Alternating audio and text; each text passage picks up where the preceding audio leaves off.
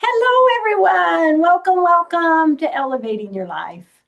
Oh, another fantastic, amazing show for you today. I have been so excited to interview the amazing guests that we're sharing with you today.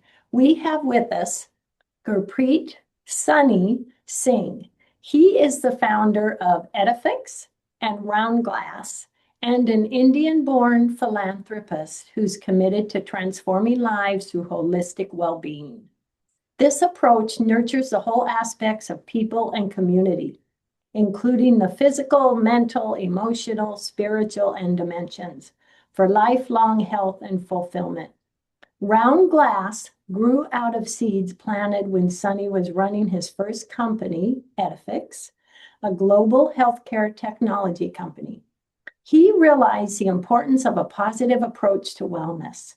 Through the Round Glass website and wellness app, he offers access to healthy recipes, meditation videos, breathing exercises, and access to renowned well-being coaches and mental health experts.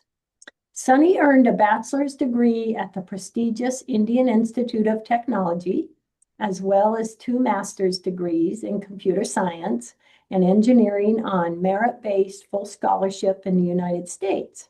He is at the forefront of technology, philanthropy, and unlocking human potential, shaping industries, empowering communities, and redefining the future of well-being on a global scale. And so fun. Sonny is in Seattle, Washington, which is just north of me. I'm in Tacoma, Washington. So I'm just thrilled to have a neighbor. So first off, welcome, Sonny. Thank you for joining us. No, thank you, Paula. I'm delighted to be on your show. Love your title. Love what you talk about, and hopefully, I can today add some value for your audience and share my life and experiences. Thank you so much. Well, I would love to begin with if you'd like to share some more of your background and what was it like, your upbringing in India, and you had loving parents, and tell us about that. Growing up, I've spent just to kind of give a background. I spent half my life in India, half in the U.S. I was 23 years old when I came to the U.S. To pursue my higher education on a scholarship. But growing up in India, very different than growing up over here in a lot of ways. Came from a very humble middle class family. A lot of love in the house. The food was the best. My mom was a great cook. I think she lived only for her two children. That's how much she devoted herself to both of us, me and my sister. And so, even though we were very middle class, there was never we never felt that we didn't have whatever we needed. Good food, a lot of love, time spent together, socialization, meeting the neighbors. In India, at that time when I was growing up, you could just go out in the neighborhood park and just start playing with the kids. You played cricket, you played sometime football, or we call soccer in our country here. So that social element was very strong. My parents were either out of ignorance or just because they knew something I didn't know, really allowed me to chart my own course in life. They're saying, let him make decisions, let him do what he feels like. If he wants to study, let him study. If he wants to play, let him play. So never encourage or discourage me. My father is an international field hockey coach and player. He's played for India, he's coached the Indian team, produced many Olympic players. But never once my mom and dad pushed me towards playing hockey, right? Or do this or don't do this. If I did it, I did it. If I liked it, I pursued it. And what a great way to parent a child, to give him or her the independence to make decisions, to form their life, to shape their life, to learn from their mistakes and say it's okay. The guardrails are good. It's all I'm not doing drugs and falling off the deep end. This kid is all right. Let him give him space to breathe. And so I would say growing up in India was a very wholesome experience. Paul, I'll share with you once. I remember this. Monsoon seasons are pretty brutal in India. A lot of rain.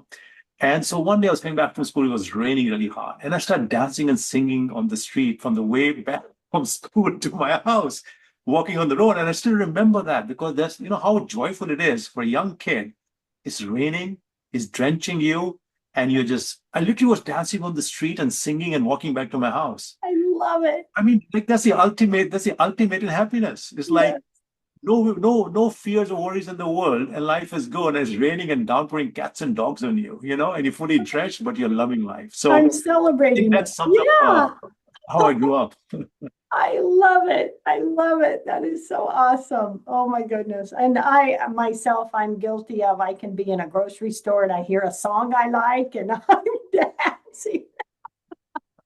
I love it. We don't celebrate life enough, Paul, I think. Yeah, that is a powerful message, celebrate life. Yep. Yeah. Instead of focused on when I get this, I'll be happy. Yes, that is so true. So what triggered you to move to the US? Um, it's very funny. So I went to IIT. It's a coveted, very hard to get into university. How I got in, I don't know. I think I just got lucky. But almost most of the people, at least during that era, when they graduated from IIT, they went abroad to universities in the US and UK, and on scholarships because they were the top, what do you call, 0.1% of the intellectuals in India from an engineering point of view. And I had no intent of leaving India. I was planning to be in India and build my career there or live my life there, whatever. So I had no intent of going anywhere. And, believe it or not, I was with a friend of mine, and he's, jokingly, I spent the night at his house and jokingly said, Sonny, tomorrow I'm going to take you to my astrologer. We're going to figure out if you're going to be a pauper or a king. And I brushed it off because, astrology is fine or whatever that is. And woke up in the morning, we were having breakfast, a very, very good friend of mine. And we went to school together. And so we had breakfast with the parents. They said, Sonny, okay, let's get in the car. We're going to my astrologer in Old Delhi. And the astrologer then said, after reading my horoscope, that you're not going to stay in the country, you're going to go abroad. And so that planted a bug in my mind that, hold on, but I am not going anywhere. I'm going to be building my life in India.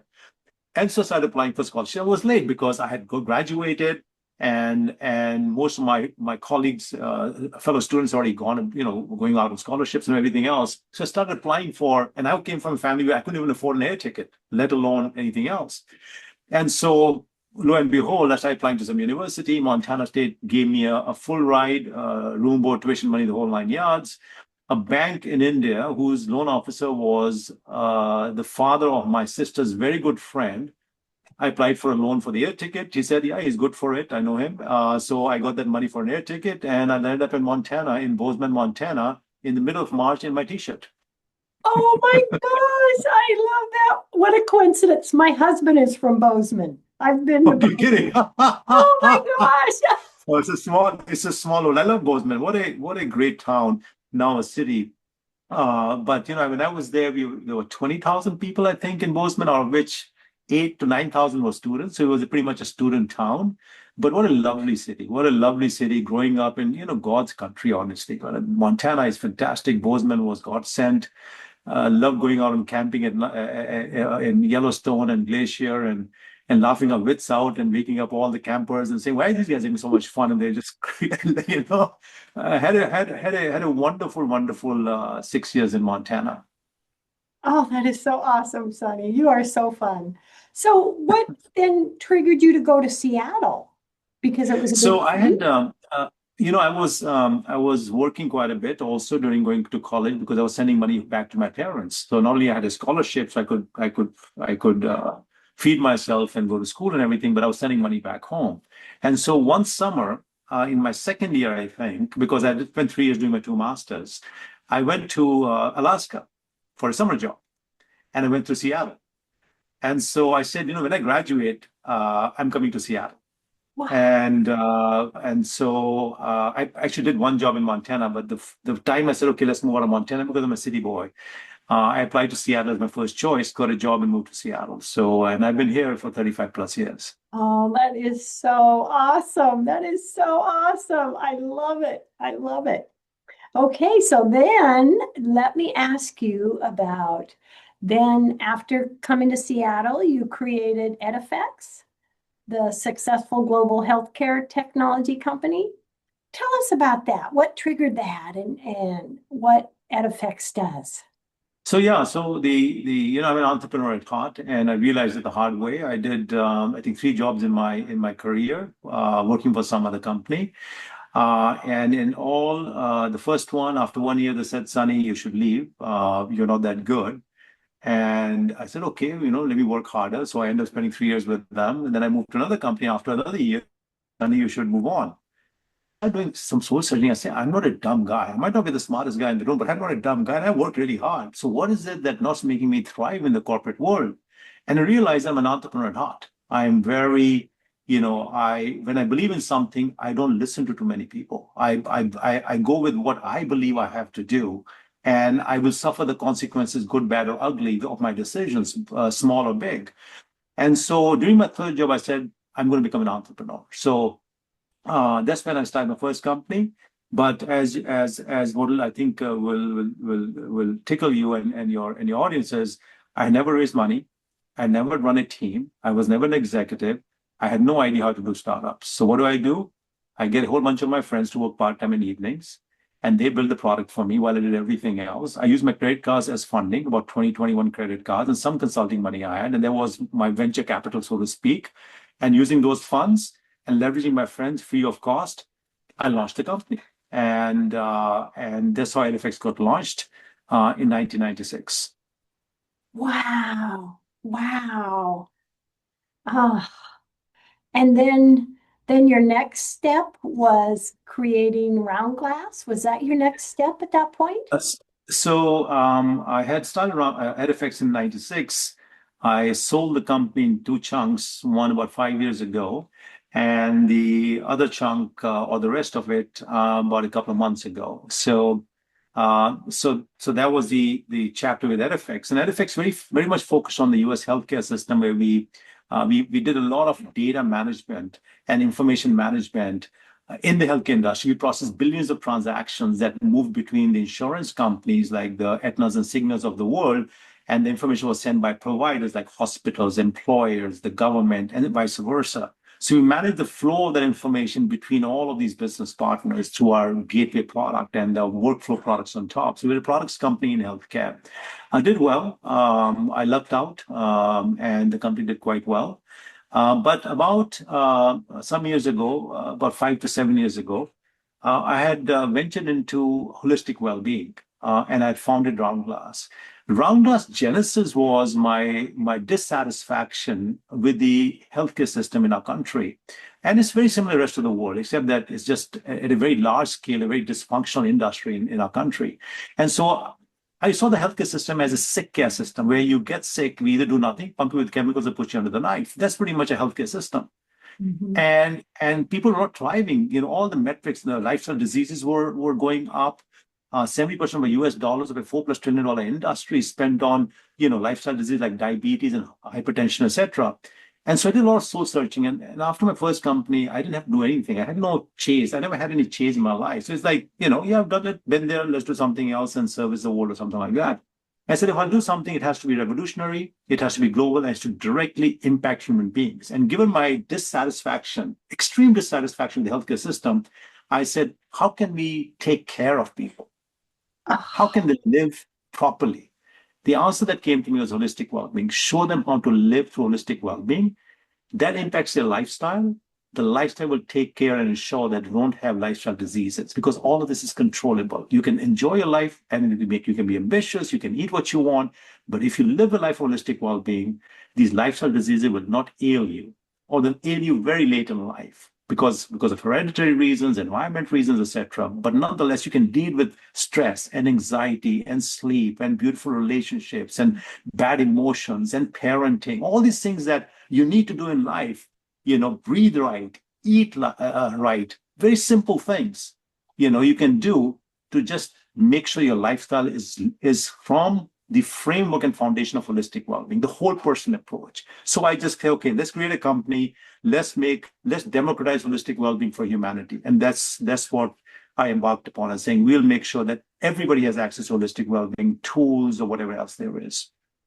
so for those that are unfamiliar with holistic well-being, what would some of those first steps and some of those tools be? I mean, where would they begin? What exactly are they striving to accomplish?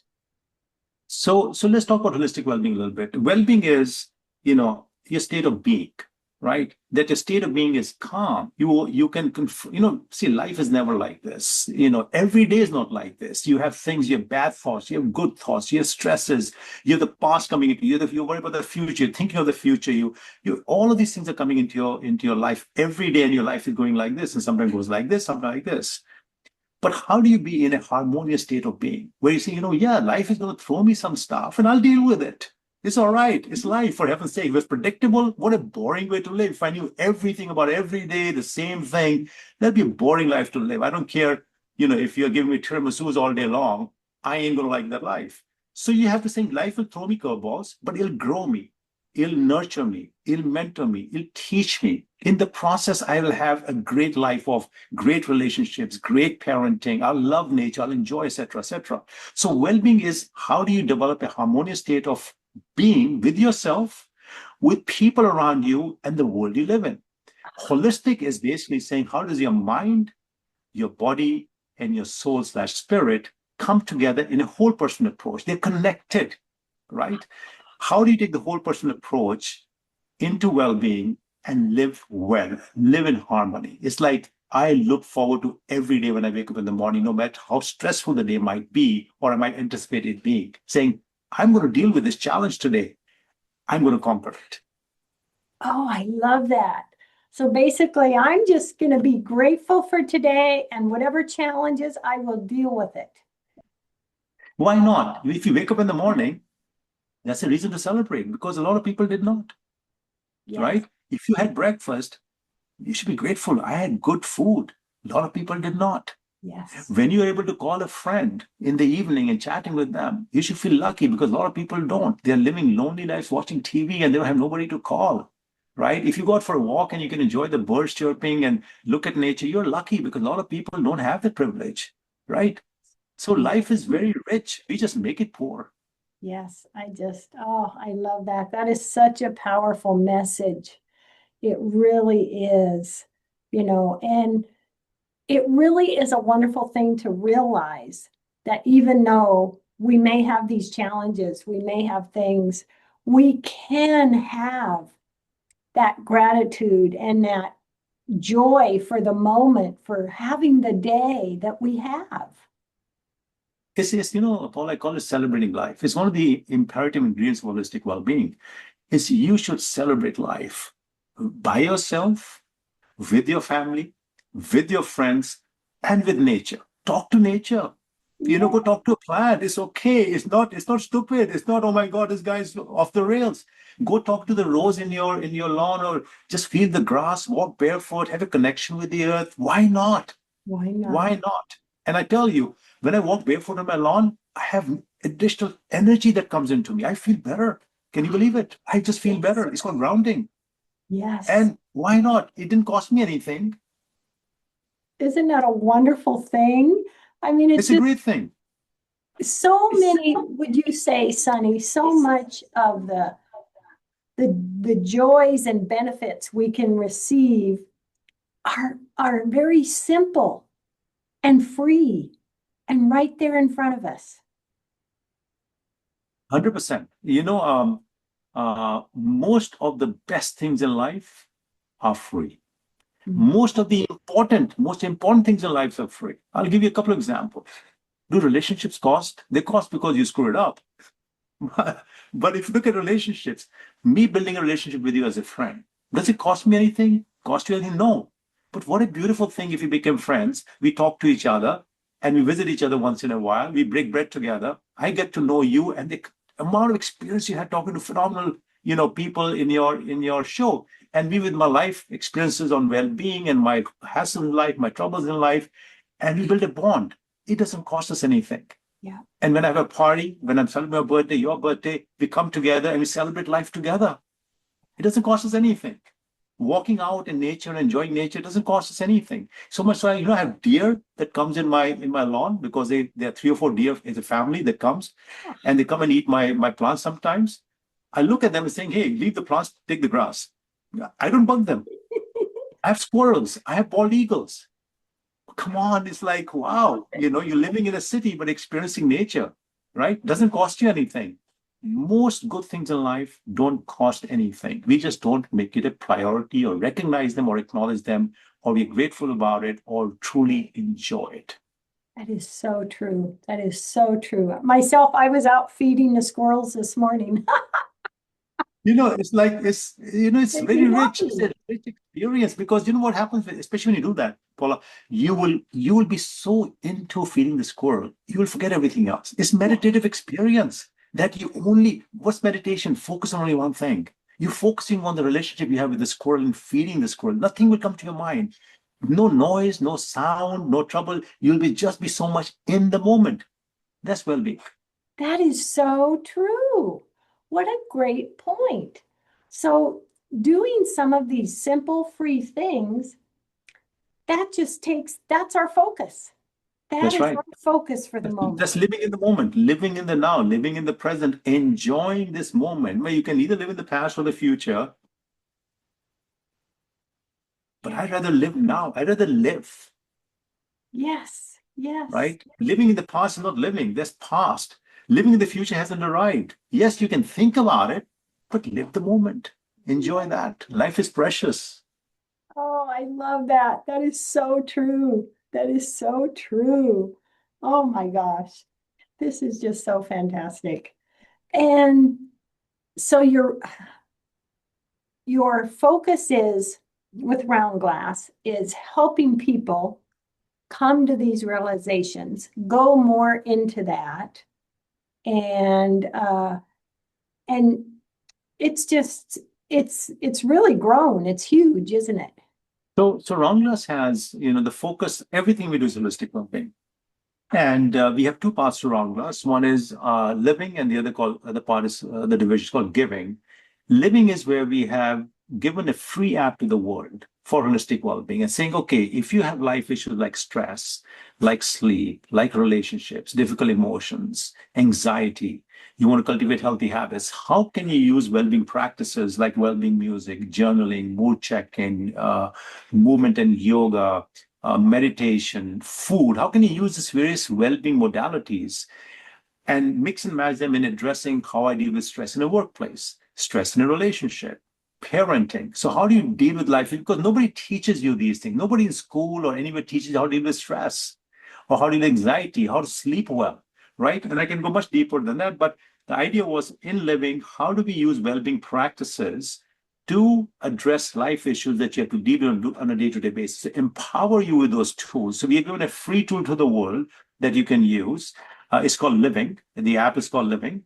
And you can go use the whole person approach. The second part to Round Glass is Round Glass Giving, where we're doing projects on the ground with certain cohorts of people in a certain geography focused on their well-being. I'll give you an example. I'll give you actually the four things that we do. One is Round Glass Sustain, where we're chronicling the biodiversity of India. India being one of the most biodiverse countries in the world. I believe in having two homes, US and India. I have two homes, two countries I call home. Love both of them equally. One gave me a platform to build me, and the other one gave me a life that it's allowed me to thrive. So I love both this country so much.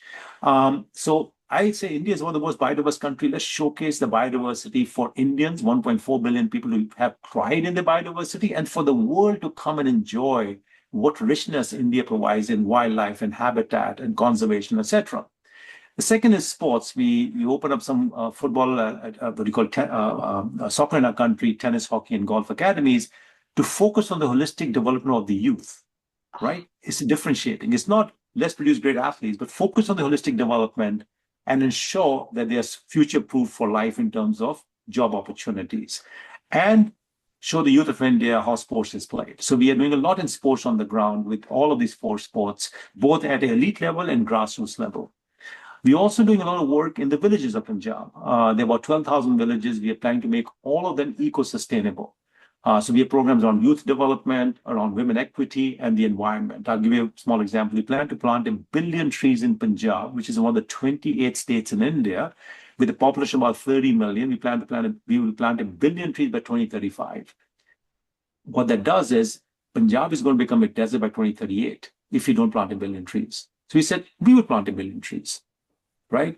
So we're doing a lot of good work in the villages of Punjab. And the fourth one is between the two countries. How do you improve the bilateral between US and India so they become better partners, good friends, sustainably so?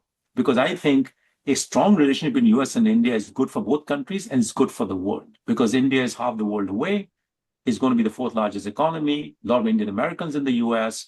And I think by bringing these two countries together, bringing the people more closely together, showcasing the brand, the true brand of each country to each other, like what is true American, what is true India, what is true, the gifts India can give to the world and US can give to the world. But bring that together, it will cause a lot of great positive impact in the world. So I want to bring these two countries together. I want to bring the people together. I want each other to better understand what at the foundation is an American, what at the foundation is an Indian, Yeah. right? And Yes. what it takes to be these two people, because America didn't become America just circumstance. People worked very hard to build a great country. India is a great civilization. If a great country and a great civilization come together, they can only be goodness. They can Yes. only be goodness for the Yes. world. Oh my goodness. Well, Sunny, we have about 2 minutes left. So I'll let you share your last message, but I want to share with everybody, we are not finished. Sunny has so much to share. We are going to be joining you back next week. So anyway, before we go, Sunny, what last message would you like to share? Um, uh, I would like to share with the audience that start studying what well-being is, what holistic well-being is. You want to download our tool? By all means, download the Living app from the App Store or Google Play Store. Go to our website, rongas.com. Learn about it, learn from other sources, weave in holistic well-being for yourself and your family. I can guarantee you that for every problem in your world that you're going to encounter or your kids are going to encounter, you're going to future-proof yourself and your family. Holistic well-being, in my mind, is a silver bullet solution to all the problems in the world. Take it in and learn about it, practice it, make it a habit, and just live your life. Live your life. Don't live anybody else's life. Don't compromise. Live every day because every day is such a fantastic gift from God to us. Live it. Oh, I love that. I love that. Yes. Oh, here's today to today. We are living our life, our own Yeah. special, precious life. That is so fantastic. I'm so excited to continue chatting with you next week. This is going to be so great. Paula, Everybody so am out I. there, yeah, So thank am I. you. So am I. Love, And thank hugs, you and for giving me the blessings. gift of time with you and your Oh, audience. I really appreciate that. you are so welcome, and I'm so excited to continue because we have so much to share. Chat I with look everyone forward. next week. Love, hugs, and blessings.